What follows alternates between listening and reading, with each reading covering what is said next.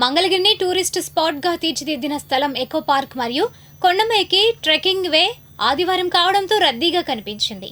వీక్షిద్దాం నేటి దృశ్యం.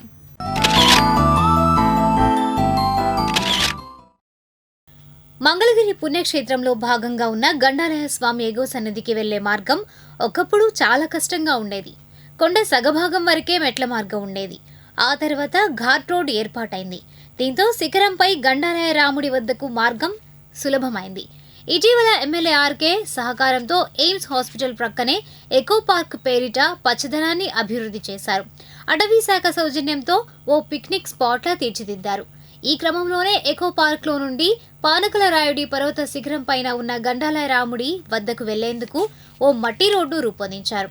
పచ్చదనం నడుమ కొండరాళ్ల మధ్య నుండి ప్రకృతిని ఆస్వాదిస్తూ ట్రెక్కింగ్ ద్వారా గండాలయ స్వామి వద్దకు వెళ్లడం ఓ ప్రత్యేక అనుభూతిని ఇస్తోంది.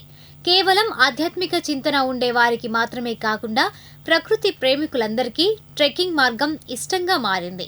ఆదివారం ఉదయం మంచు కురుస్తున్న సమయంలో చాలా మంది ఉత్సాహంగా ట్రెక్కింగ్ నిర్వహించారు. శిఖరంపై నుండి మంగళగిరి నగర సౌందర్యాన్ని వీక్షించే అనుభూతిని ఆస్వాదించారు.